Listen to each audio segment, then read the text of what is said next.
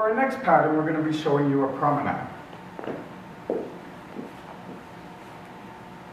promenade means our body's facing in one direction, but our feet and our head are going in a different direction.